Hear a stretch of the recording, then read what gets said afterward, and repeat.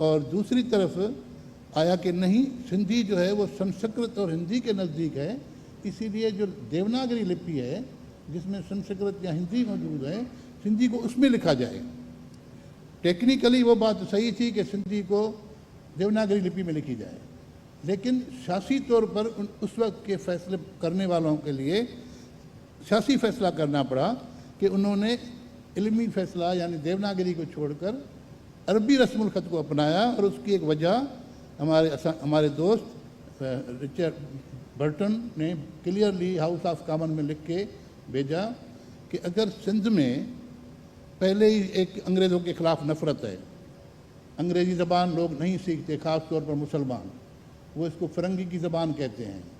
اور اگر ان کی اپنی زبان سندھی کو اگر ہم سنسکرت والے یا دیوناگری لپی میں لکھیں گے تو سندھی مسلمان وہ بھی نہیں سیکھیں گے۔ اکثریت یہاں پہ سندھی مسلمانوں کی ہے، اسی لیے بہتر ہے کہ ان کو قرآن شریف والے اسکرپٹ میں سندھی دی جائے تو وہ قرآن سمجھ کے پڑھنا شروع کریں گے، اور اس طرح سندھی آگے بڑھے گی۔ جبکہ جو ہندو عالم ہیں وہ مطلب کمپرومائز ان کی نیچر ہے، تو وہ اپنی جابس کے لیے کمپرومائز کریں گے، اور اس طرح وہ سندھی میں عربک اسکرپٹ اپنا لیں گے۔ اور ہوا بھی ایسا ہی، پھر جب وہ عربک اسکرپٹ ہوا تو ہندوستان کے بہت سے بڑے ادیب ہندو ہی تھے جنہوں نے اس عربی اسکرپٹ میں ایک مہارت حاصل کی اور کام کیا۔ تو کہنے کا مقصد یوں ہے کہ اس طرح پیٹرن بھی پھر چینج ہوتا گیا، سندھی زبان پر اردو کے اثرات ہونے لگے، صرف الفاظ میں ہی، اس کی زبان کے اسٹرکچر، اس کے گرامر پہ تبدیلی آنے لگی، اس کے الفاظ پہ، اس کی پروننسیشن پہ، اور کچھ لوگوں نے تو اردو سیکھنے کو ایک معیاری، شعری اور پڑھا لکھا ہونے کی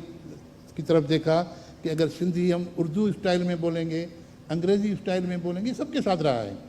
کچھ اردو والوں کے ساتھ بھی یہ رہا ہے کہ اردو اگر انگریزی اسٹائل میں بولیں گے تو آپ ذرا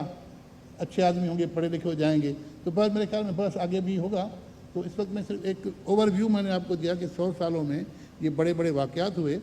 جس میں زبان آگے بڑھی ہے، اور اسی روشنی میں اب ترقی ہو رہی ہے۔ اور اگر موقع ملے گا تو میں آخر میں اس پہ وائنڈ اپ کروں گا کہ ہم اردو کے ساتھ کس طرح آگے چل سکتے ہیں، زبانوں کے ساتھ کس طرح۔ ڈاکٹر صاحب تھینک یو۔ اب میں ملتمس ہوں